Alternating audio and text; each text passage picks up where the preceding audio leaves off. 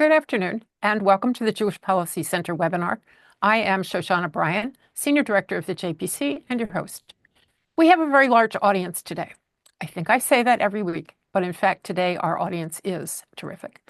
So I'm going to introduce the JPC and our work, and then introduce our speaker. If you've heard the introduction before, hear it again.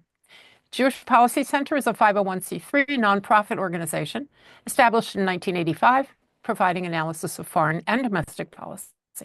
We support a strong American defense capability, missile defense, and U.S.-Israel security cooperation. We support the legitimacy and security of Israel against anyone who would deny them.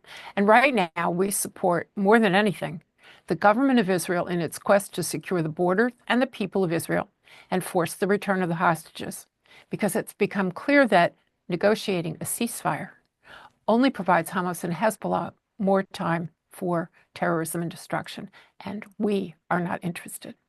As an organization that sits slightly to the right of center, the JPC advocates for small government, low taxes, free trade, fiscal responsibility, energy security, free speech, and intellectual diversity.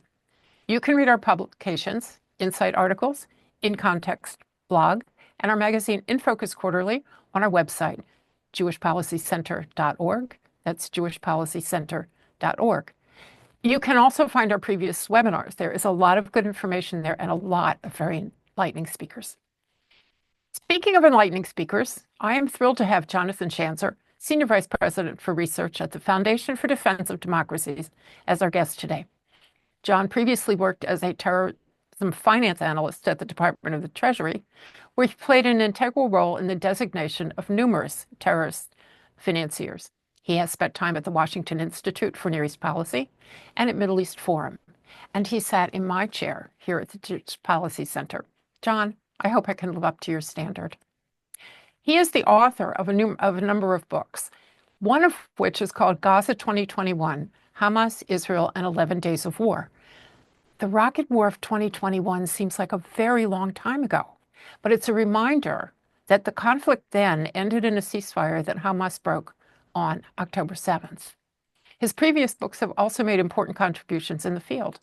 State of Failure, Yasser Arafat, Mahmoud Abbas, and the Unmaking of the Palestinian State argues that the main roadblock to Palestinian statehood is the Palestinian Authority, its political dysfunction, and its mismanagement. And no one I know argues the other side. Hamas versus Fatah is one of his books, The Struggle for Palestine. It analyzes the ongoing Palestinian civil war. And I think at this point, that has only become more relevant to the conversation. And Al-Qaeda's armies, Middle East affiliate groups, and the next generation of terror. John has written hundreds of articles on the Middle East, along with more than a dozen monographs and chapters for edited volumes. He testifies before Congress, which needs his input, and publishes in the American and international media everywhere you think he would and should. A much sought after speaker, he has traveled widely throughout the Middle East, including Saudi Arabia, Bahrain, UAE, Iraq, Yemen, Egypt, Morocco, Kuwait, Qatar, Turkey, Jordan, Israel, and the Palestinian territories. Anything you want to add to that, Jonathan? He earned his PhD from King's College in London, where he wrote his dissertation on the U.S. Congress and its efforts to combat terrorism. Maybe he'll tell you how well Congress is doing, and maybe he'll tell you how well Israel is doing, and maybe he'll tell you what the region looks like. Jonathan Schanzer, the floor is yours. Thank you, Shoshana. Great to be with you. Great to be with everyone here on their lunch break. I'm assuming when Shoshana and I agreed that I would do this discussion, it was before we learned about Yahya Sinwar. It was with the expectation that we were going to see an imminent Israeli strike on Iran in response to those 181 ballistic missiles from earlier this month. A lot of surprises. The Israelis have yet to strike. Sinwar is now gone. We're in a new place. It seems like every week there's just a new reality that we wake up to. So what I thought I'd do is just go around the region and look front by front at the 7-front war that Israel is waging. I think actually that war is probably even more fronts than 7, and we'll talk about that as well. But the plan is, of course, to do what Shoshana always asks me to do. I always try to comply. And so we'll speak for about 25 minutes and then very happy to take questions that you may have. I'll start with Gaza because that's where all of this started. Obviously, the Hamas terrorist organization is on its back foot. It is really teetering on full collapse. Sinwar's death, of course, we all now know was something of an accident. The IDF soldiers that happened upon him were not preparing to find him. This was not some kind of pinpoint intelligence operation. It was literally a number of young men, recent recruits to the IDF on patrol, and came upon some suspicious-looking armed individuals. Began to engage as IDF protocol would demand. They ended up injuring Sinwar, and then ultimately, after sending a drone into the building where he had been injured, they called in a tank strike and subsequently killed him, and only learned after who he was. What's really fascinating, by the way, about that particular incident was that at least one or perhaps even more of the soldiers involved were from the Netzach Yehuda unit within the IDF. This is a religious and nationalist unit within the IDF, and one that until recently was being considered for sanctions by the Biden administration. And this, of course, is an interesting twist because, imagine that this would have been a designated unit within the IDF. That in and of itself is a very difficult thing for me to get my head wrapped around in terms of just being a former sanctions official at the U.S. Treasury. This was never the intent, but imagine if a designated entity had actually taken out the head of Hamas, and then the U.S. would celebrate it. Just a very odd dynamic, and I think one to watch as we continue to see the administration place sanctions on different individuals and entities, primarily in the West Bank. But at any rate, when we look now at the state of play with Hamas, this is an organization that has been eviscerated. My best back of the envelope numbers suggest that 23 out of 24 Hamas brigades have been destroyed.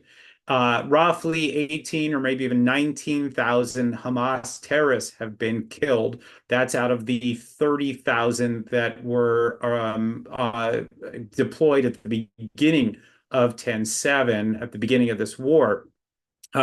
There are thousands that have been injured and that are not returning to the battlefield. There are thousands that are sitting in Israeli jails and that are currently giving intelligence to their interrogators.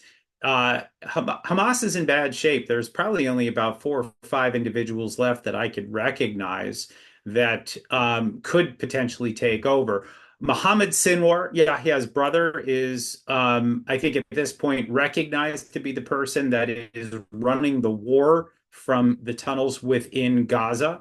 I would argue that he probably doesn't have a whole lot of time left, especially now that the Israelis have control of the Philadelphia corridor, that area that runs astride the Sinai Peninsula and Gaza. With the Israelis in control of that, it's very unlikely he'll be able to leave the Gaza Strip.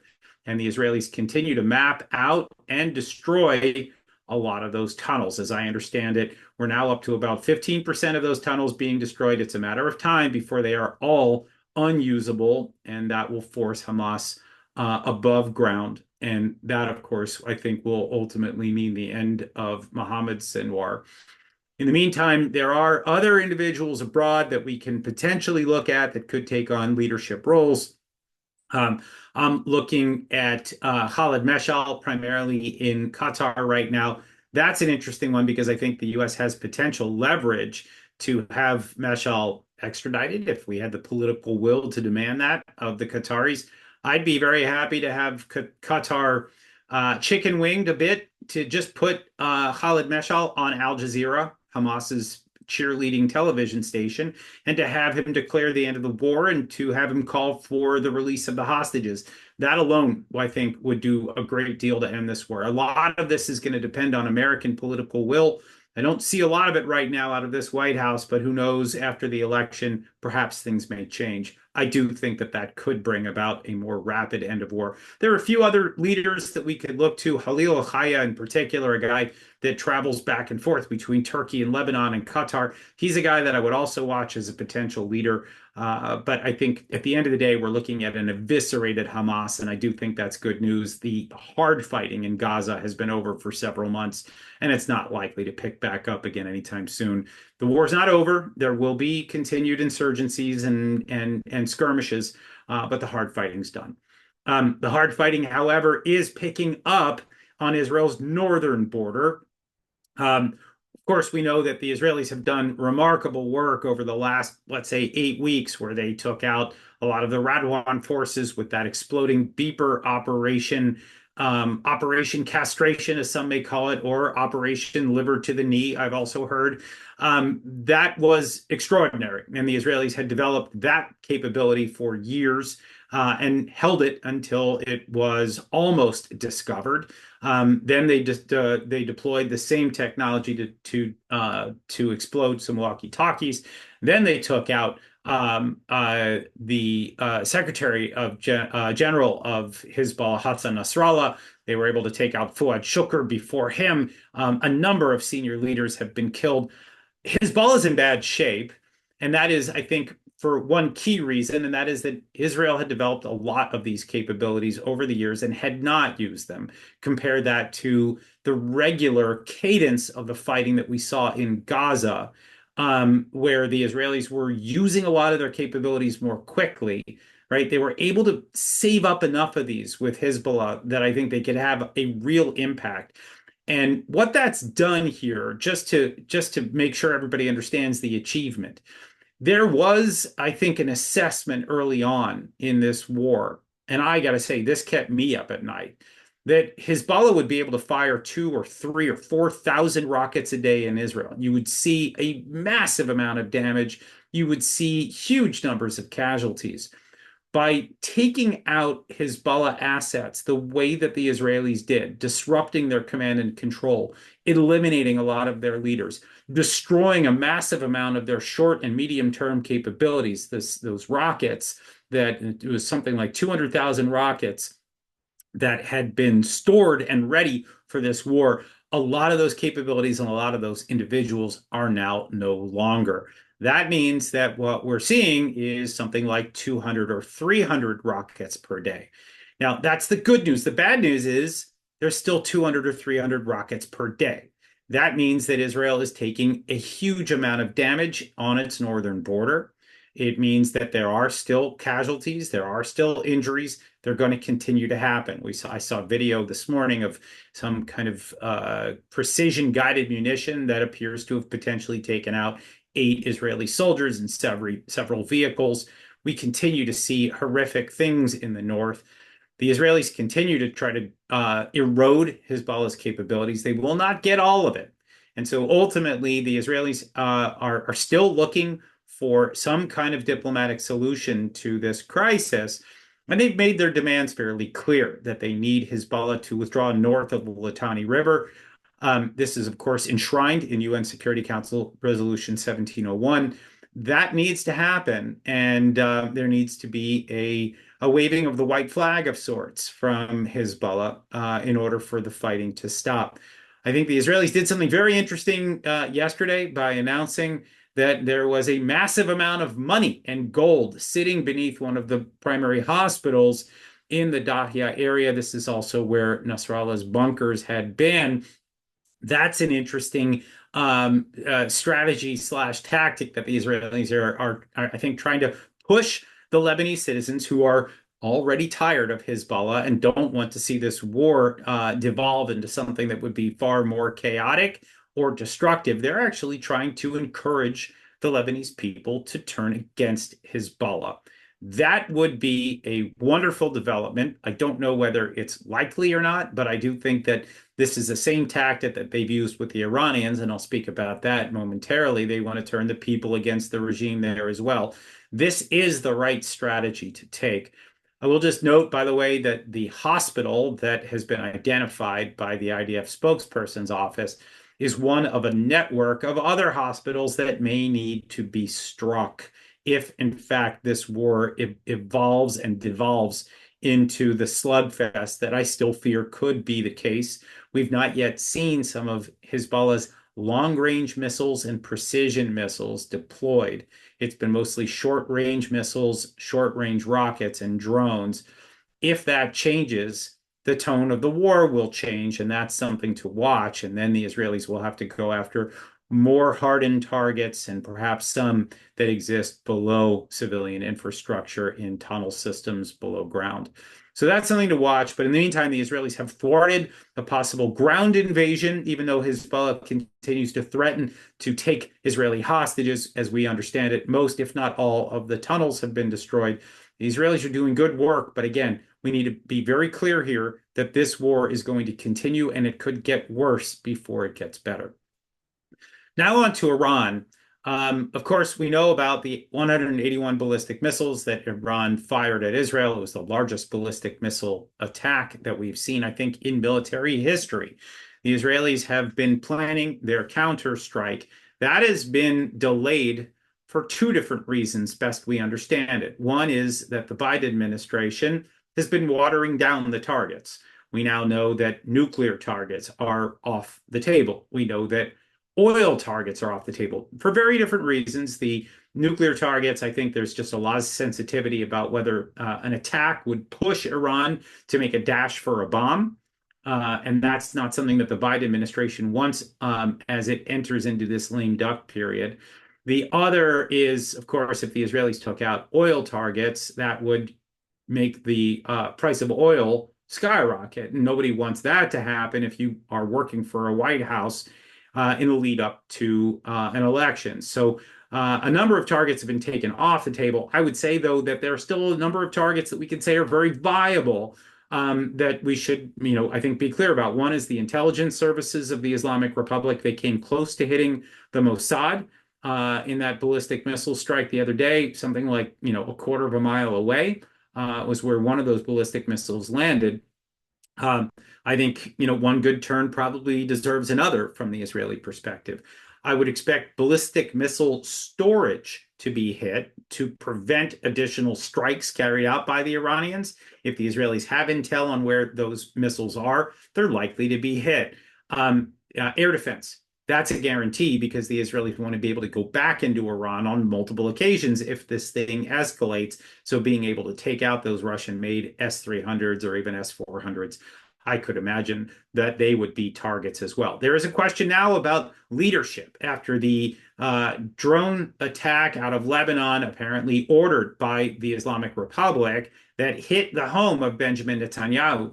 There is, I think, an open question whether the Israelis will try to hit the supreme leader of Iran or some of the other senior leaders of the clerical regime. But all of that, I think, has been stymied, whatever those targets are. They may have been stymied by a leak of classified information on a Telegram channel, purportedly by someone who works at the Pentagon.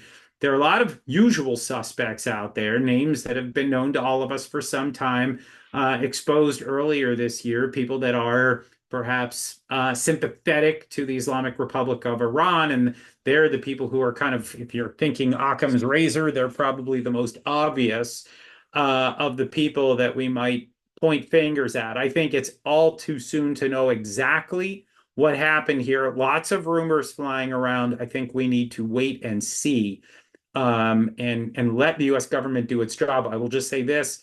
As someone who once held a clearance, no longer does, I can recall the fear and the concern that I had when I took that job that I would even mistakenly allow for classified information to be uttered in a conversation I was having with someone. It was something that I thought about day and night about making sure that I was careful. This is absolutely outrageous that something like this would happen. This is not something that I would suspect would result merely in someone losing their job. I would suspect jail time for something this grave and this serious. And I hope that's what happens as a result of an ODNI investigation. Just to wrap up, as I know we're getting close to my 25 minute mark, I would just say we continue to watch those militias in Iraq and Syria. Those are two fronts that need to be watched. They have been largely under control after we saw a series of attacks against American servicemen. This has not been the most dangerous front for Israel, but it's been very dangerous for the United States as our troops and our bases have been attacked.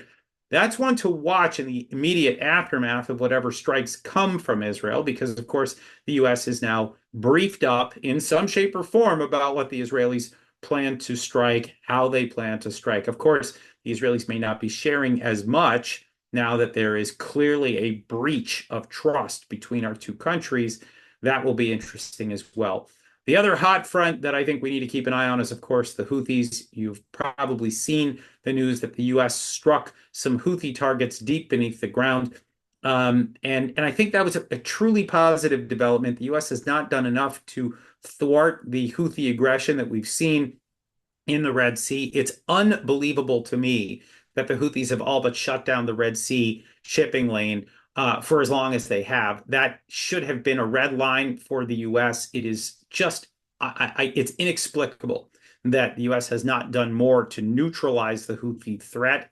But I think there was a good message sent the other day from the administration, hitting targets deep beneath the ground. I think it was a good message to the Houthis, but I think more importantly, it was a good message to the Iranians to let them see that the U.S. has that capability. Of course, the Israelis have it. They showed it when they took out Hassan Nasrallah. The problem is that it needed to drop something like 80 of those 2,000-pound bombs. Those are not easy to carry all the way to Yemen or to Iran. And so, for Israel's Air Force, that would take quite a bit of work. So to have the U.S. demonstrate its capability on that side of the Middle East was, I think, very helpful. A couple of other quick things. I do think that there should be significant pressure on the Qataris right now to try to hasten the end of the war with Gaza. I think the Qataris are the key to getting the hostages released and to getting Hamas to wave the white flag. And even if there is some difference of opinion among the political leaders based in whether it's Doha or Istanbul or Beirut, that matters little. If there's difference of opinion between the political and the military wing of Hamas, so to speak, I don't see much of a difference between them. But even if there is some of a difference between them, that doesn't matter. The Qataris should be forced to compel whoever is there in Doha to get on television and call for an end of this war. Why the U.S. has not done this with the Qataris, the so-called major non-NATO U.S. ally. This is an insane thing that they have not been held to account. We know that there are senior Hamas leaders who have influence on the rest of the group in Gaza and beyond. That influence needs to be wielded right now if the goal is to bring about an end to the war. The last thing that I'll just point out is I think there are two fronts that we need to keep a close eye on. These are allies of Israel, allies of the United States that have become a danger. I don't want to say that they pose a direct threat to Israel, but the countries of Jordan and Egypt worry me very much at this moment. And I think these are like, I don't know, black swan type files that we need to keep an eye on. With the Egyptians, I was very concerned about the tunnels going from the Sinai Peninsula into Gaza. At one point, we were hearing about the existence of hundreds of these tunnels that were supplying Hamas, according to reports. After the Israelis took over these tunnels, it seemed like the number of tunnels kept going down. Once the Israelis took Philadelphia, it seemed like we went from 200 to 150 to 100 to 75. And at the end, the Israelis declared that there were, I think, 9 tunnels that were not currently operational. I'm not sure what that means, but it seems like there was some kind of a negotiation about how much Egypt was held to account for whatever malfeasance we might point to.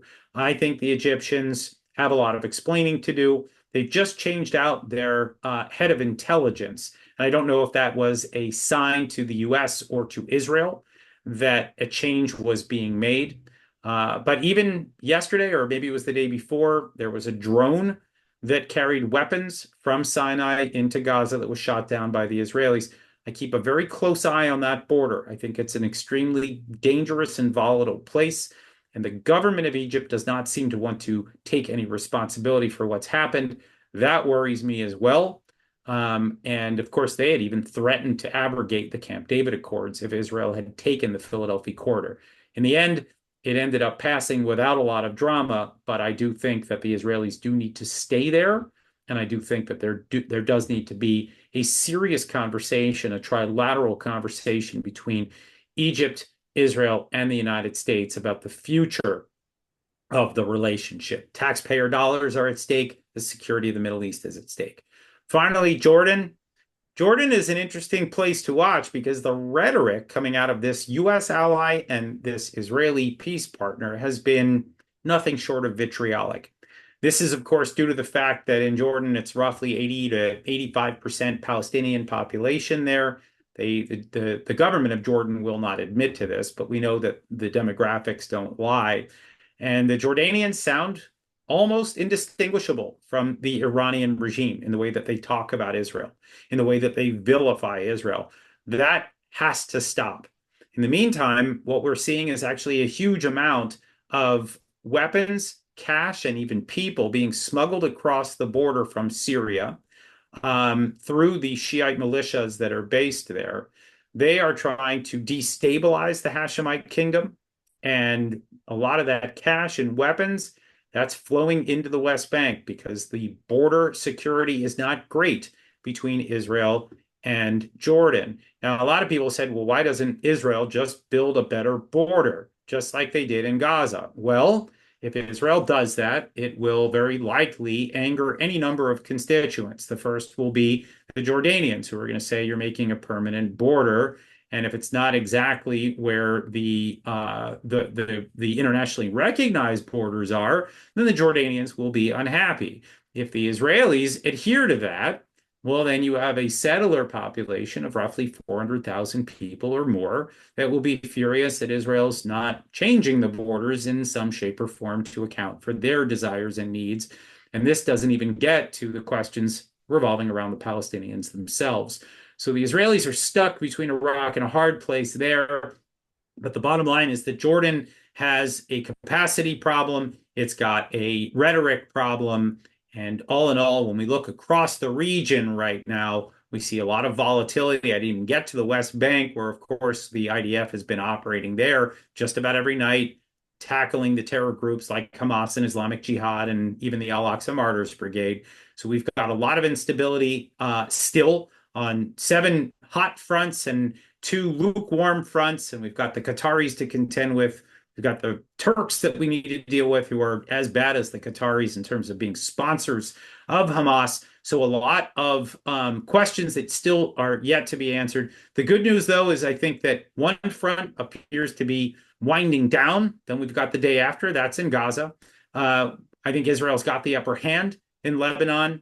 And hopefully we'll see the U.S. try to use some of this as leverage to negotiate a soft landing to this conflict. It would be, I think, a welcome development to see this conflict end. It's been costly to Israel, both in terms of lives and in terms of damage and in terms of the financial cost to Israel. But I think we probably are likely still going to see several months of fighting. And during the lame duck, who knows? Maybe Israel finds itself pushing further on the offensive, given that there may be fewer restrictions. But I guess we can possibly argue that. Shoshana and I were having that discussion before I came on. I'll leave it there, and I'm very happy to answer any questions you have. Hopefully, we've gone around the horn enough to give you a sense of the complexity of this 7-front plus war. Jonathan Schanzer, thank you. As always, a great view of the region. I feel like we've gone, 12,000 miles around, and for each mile we have covered, there is a question. So I'm going to try to winnow through the questions. And the first is a general question about the U.S. How would you assess the overall administration's attitude toward Israel in this war? They go from approving some things and applauding some things. I mean, they really had no choice but to applaud the passing of the guys who were responsible for the Marine barracks bombing. But then they also do these other things like telling Israel, you can't do this and you can't do that. If you had to give them an overall grade, recognizing that Anthony Blinken is there now on his 16th visit since October 7th, what's the grade? It's a C. Ally, not ally. Yeah, it's a C. And the reason why is that there have been weeks, months, days, right, where there truly excellent. And then other days that are just abject failures, Fs. And when you average them out, you're going to get a C. But by the way, I mean, when you fail as bad as this administration has on certain fronts, it really does shake the confidence. And so C doesn't necessarily capture the full picture here. It's almost bipolar what we're watching, right? An administration that gives full support to Israel early on, and directs Israel to fight the war in Gaza. Then once Israel starts fighting the war in Gaza, Israel is told not to fight during the entire month of Ramadan. Then is told that it cannot advance on Rafah because of humanitarian concerns that actually never materialized. You see the administration withholding weapons and still withholding some of those 2,000-pound bombs, as we understand it right now, which is just really hard to imagine.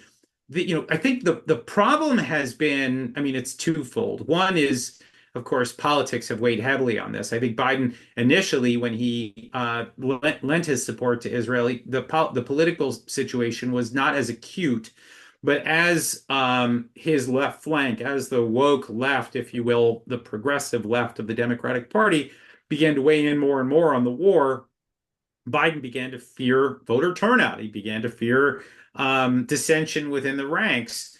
And I think that clearly changed some of his thinking and changed the trajectory of the war. The other part of this was, I think, just the myopic focus on Gaza, right? That was the primary front of the war for as long as the U.S. could continue to force it to be.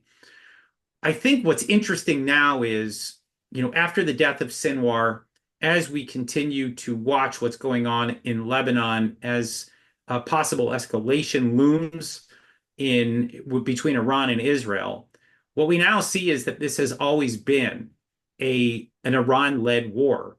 It's the axis of, they call themselves resistance. I think we should be honest here and say it's an axis of aggressors. They are waging this war, and as long as we can widen out that aperture, as long as we see it for what it is, I think we can begin to understand that this was never about the Palestinians. And when the administration tried to keep it focused on the Palestinians, it was a huge mistake. The question that I ask now is, how much latitude does the Israeli government get? How much latitude does the IDF get heading into this, 2.5, 3 month period between the elections and inauguration? And then how much latitude do the Israelis get after that? I think a big question we have to ask ourselves right now, and this is, I think, I'll broaden it out just a little bit more, is how much latitude do they get from the incoming president? Will Kamala Harris try to shut down the war right away because of her wanting to be responsive to that progressive element of the Democratic Party, knowing that it's not popular among certain core people within her party, within her constituents? Does Trump extend this and allow for the Israelis to finish what they started? Or does he, as he's talked about, make deals and try to emphasize diplomacy? I'm not sure that diplomacy works right now without a lot of leverage. Maybe Trump's personality itself, maybe his reputation as the guy that killed Qasem Soleimani, maybe that helps. I don't know. But there are a lot of unknowns here as we begin to sort of wrap up the Biden administration with its bipolar approach. Leaves almost too much room for for the delta between these two policies.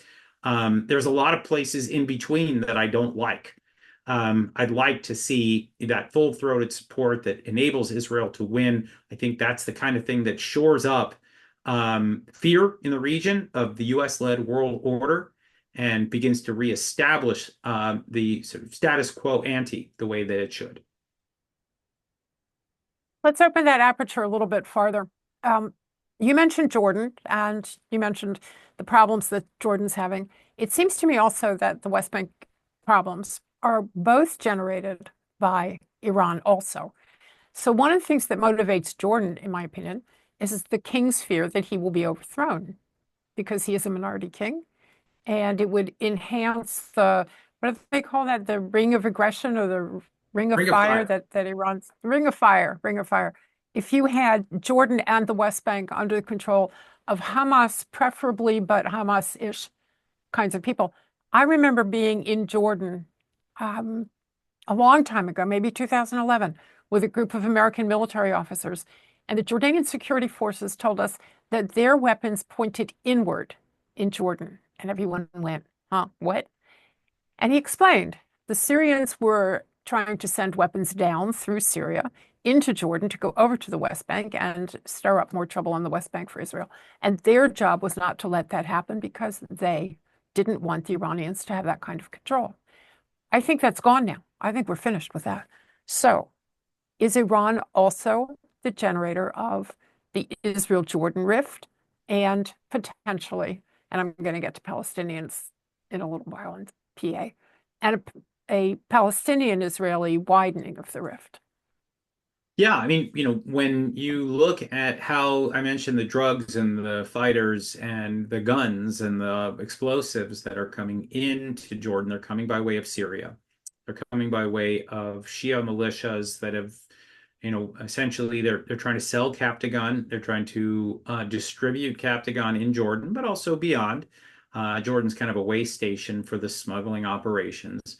There's weapons that are coming in, occasionally fighters that are coming in. Some of the weapons are being dropped by drone. Some, we're just seeing incursions across the border. This is a hugely destabilizing process here that I'm describing. It used to be that, by the way, the Captagon used to be smuggled onward to the Gulf where they could get $20 a pill. They can't get that. That's not the market price in Jordan, which is a far, poorer country.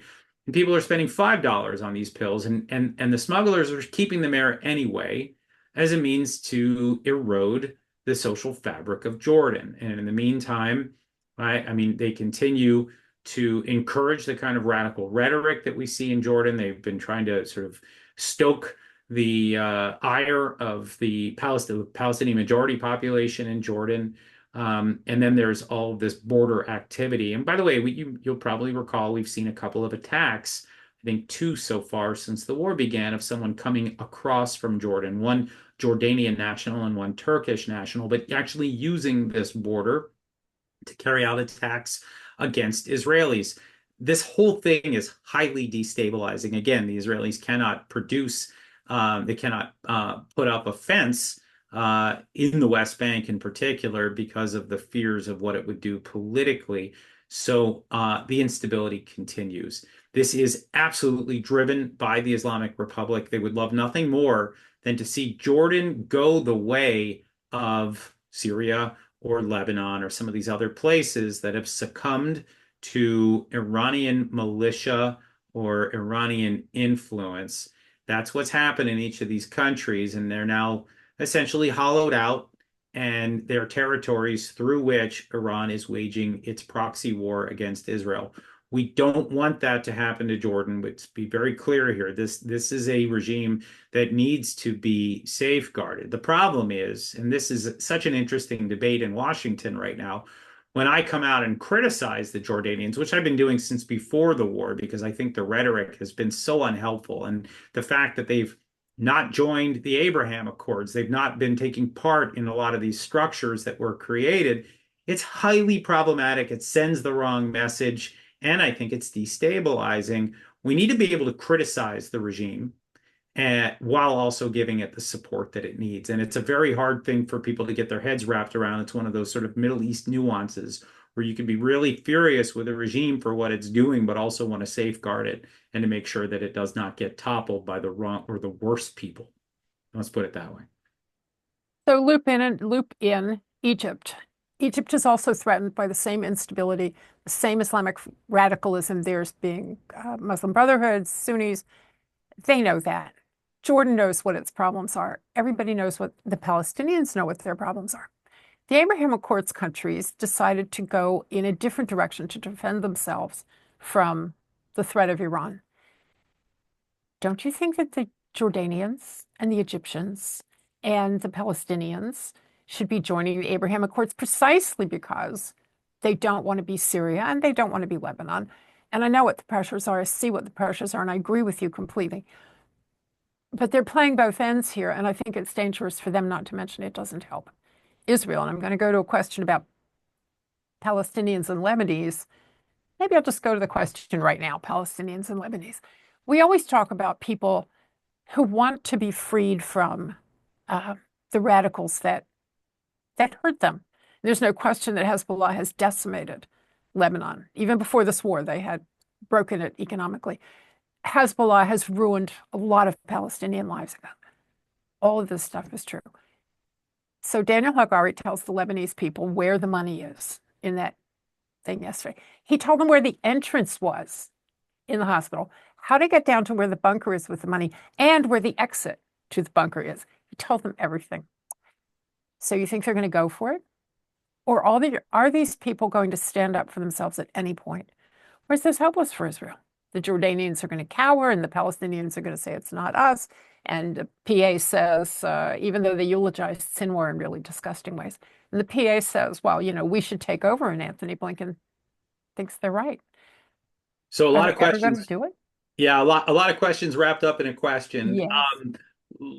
Let me try to unpack this. I mean, first, let's just take a look at where the Gulfies are, and maybe even the Moroccans. Look, it's no secret these are countries that are not exactly profiles in courage. They are waiting to see what happens with the war before they make decisions about, the Saudis, before they decide to push their chips in. They need to make sure that Israel's strong, that the alliance with the United States is strong, that this is the structure that's going to be running the Middle East. The last thing they want to do is make an early bet and lose. And I think even though the UAE and Morocco, they've been quiet, they've not abrogated the accords. The Bahrainis haven't either. That's all good, but it's not like the Israelis are getting this, like, these attaboys every day, like, way to go, really happy you did that to Hamas yesterday. Some people, you'll hear it, in drips and drabs, but really this has not been full-throated support. It's been quiet, and status quo, and that's good. With when you look at the Jordanians and the Egyptians, the problem is that their leadership, the rhetoric, the people to people, it's been very negative for a very long time, and it's hard to change that culture. In fact, it's harder when you're seeing terrible images being broadcast on your television screen by Al Jazeera.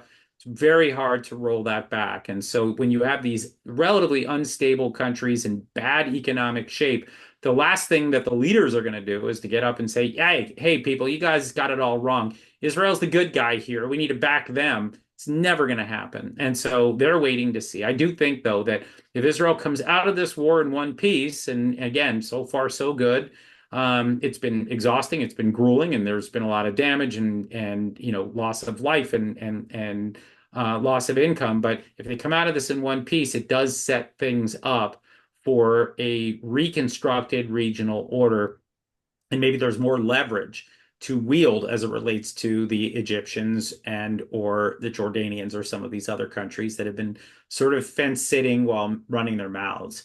Now, as for the Lebanese, look, we have a very, as I see it, unorganized opposition, even if there is an opposition at all. You have what my former colleague Tony Badran used to call the sort of Beirut coffee set, the cafe set. All right, they're against Hezbollah, but they're not mobilizing. They're not interested in mobilizing. And so it seems unlikely. Now, are there small groups or even larger groups that might be motivated to try to take some of the wealth that Hezbollah has amassed? You got to remember, Lebanon is in terrible economic shape. And I think this is the brilliance of what Hagari did the other day, right? The currency has collapsed. The debt in Lebanon is somewhere north of $200 billion. We don't even know what the debt is. And this is a country of 5 million people with virtually no exports and no GDP to speak of. It is just, yeah, it's in the toilet. The country's economy is just, it's in tatters. And so to point this out to the Lebanese people and to appeal to them at this very basic level that, hey, you can get your money back. I think there's something brilliant to it. Now, whether that leads to action, I don't know. But it's exactly the kind of thing that we should be seeing from the Israelis in terms of trying to encourage the moderates or the undecideds, that they could potentially take their country back, which, it's occupied, whether we want to call it that or not. Hezbollah is occupying Lebanon. Nothing happens there without Hezbollah. That's the reason why there's only been an interim government. That's why there's been friction at high levels. There's a massive amount of corruption. This is all stuff that is the direct result of Hezbollah taking charge and keeping its hands around the throat of the populace. And that actually brings me to where we are with Iran as well, because the Israeli government, Bibi himself, actually came out not too long ago with a direct address to the people of Iran, calling upon them to come out and rise up against their despotic leaders. That is really important. That's something that appears to be a very new development coming out of Israel, that they now see the downfall of the regime in Iran as something that is necessary. They see it as a policy objective, whereas before I think they would have welcomed it but never said it out loud. I think there's change here. I think that what we're seeing writ large from Israel right now is, okay, we know who the problems are. And bombing them all to oblivion is not something that the Israelis are going to be able to do. There's a finite number of weapons. And by the way, that number could be smaller if you have the wrong president with the wrong policies in place. You could see the Israelis having their weapons withheld, and to a point where it could actually put them in grave danger. So what do you do if you need to be economical with your weapons, or you lack the ability to be waging war, every day for the next 20 years? You look for your secret weapons. The secret weapons are the people who are suffering, often in silence, sometimes not so silently, under the Islamic Republic itself or its proxies. This is a brilliant strategy if the Israelis can engineer it. Okay, so now loop in some other people. We had a question here. Why are Western countries turning on Israel? I mean, you have France, the colonizer of the Levant, who should really understand how countries decolonize themselves. The UN didn't do it. But you have the UK, and you also have the United States threatening periodically. And you have a lot of Western countries who probably do understand the threat that Iran poses, and they're turning on Israel. Ireland today said they're going to stop exporting to Israel, other than Guinness. I don't know what Ireland exports to Israel. So I think they'll survive. What accounts for this sort of Western turn away from the country and the situation that could turn the Middle East into something more stable, more useful, more profitable, and better for the people? Yeah, I wish I could tell you all of the different reasons why some of these countries' governments are doing what they're doing. Some of them are motivated by sort of progressive values. Some of them are motivated by large minorities, almost majorities in their own country that are, naturalized citizens that naturally align themselves with the Palestinians.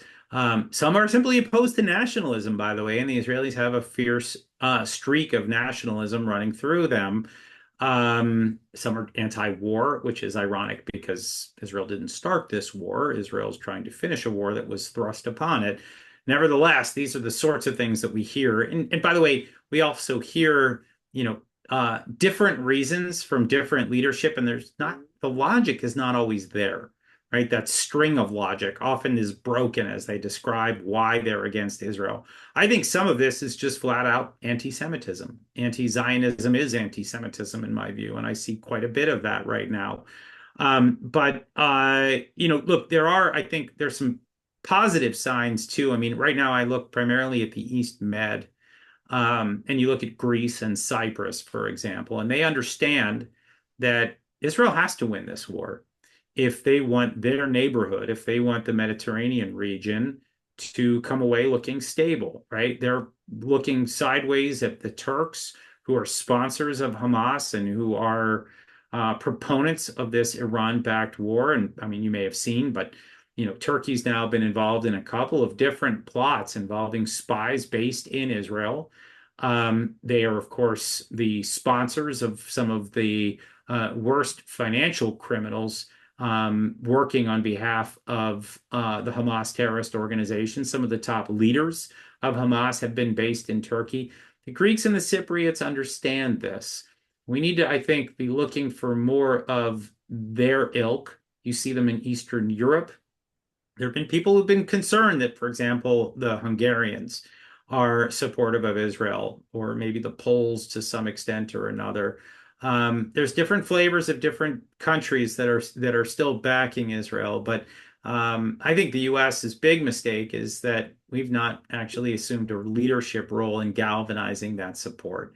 I think when the U.S. gets wobbly, as we have been, that bipolar C grade that I mentioned, right? That is not going to inspire the international community to rally behind the United States, to rally behind Israel.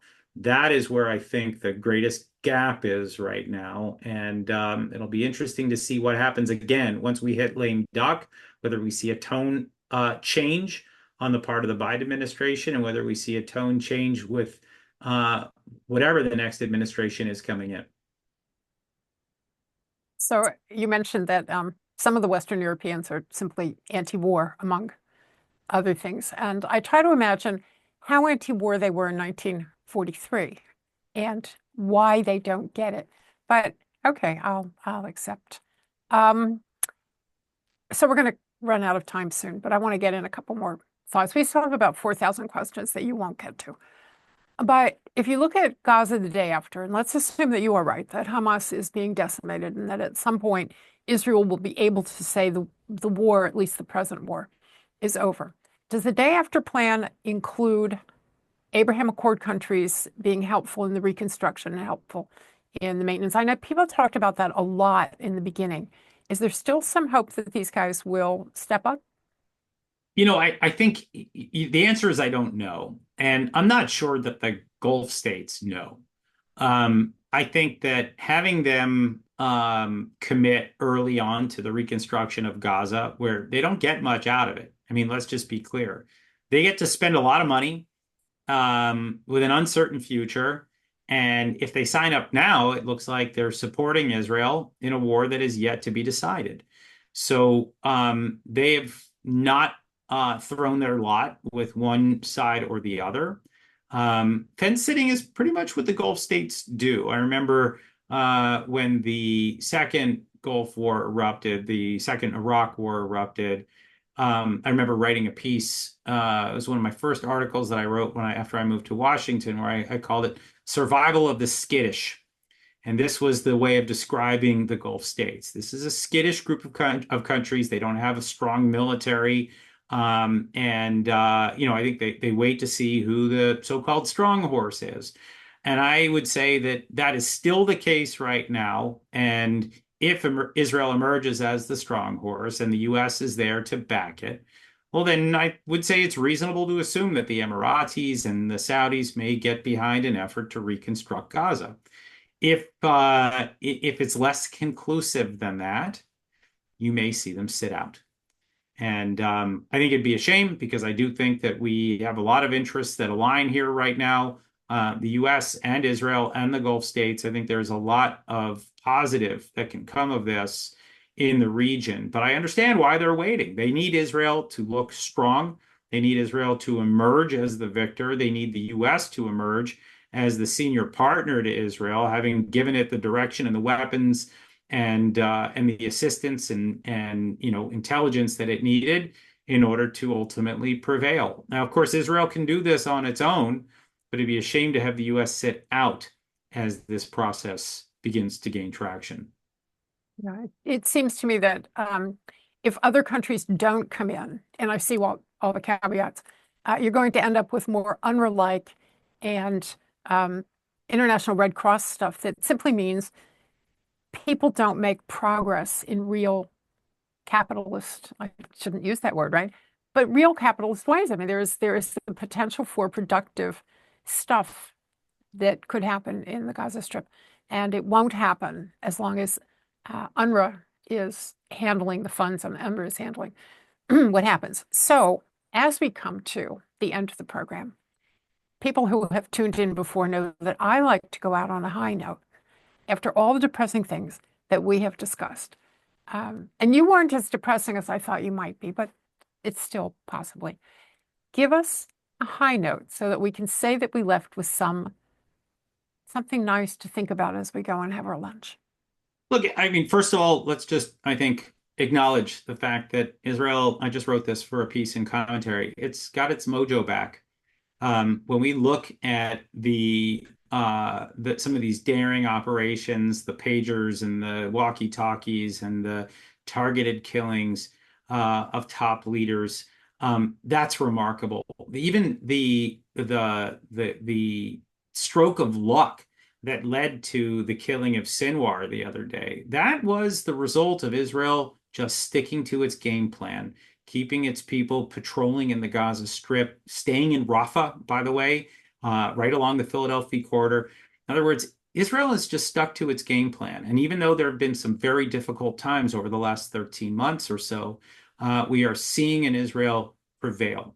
And I think, by the way, the more we get deeper into this, you're going to see more operations that shock and awe and surprise, more along the lines of what we saw from the walkie-talkies and the pagers. These are the things that the Israelis have been saving up for exactly this moment.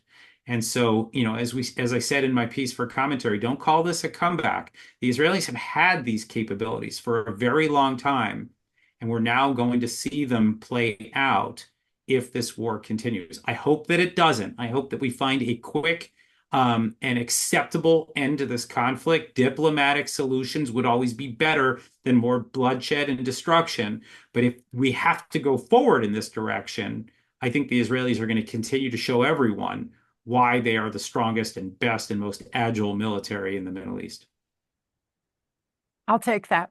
Jonathan Schanzer, thank you very much for a really enlightening trip around the region and some very, very important things for us to think about as we go forward. Thank you, and we look forward to having you again. Yeah? My pleasure.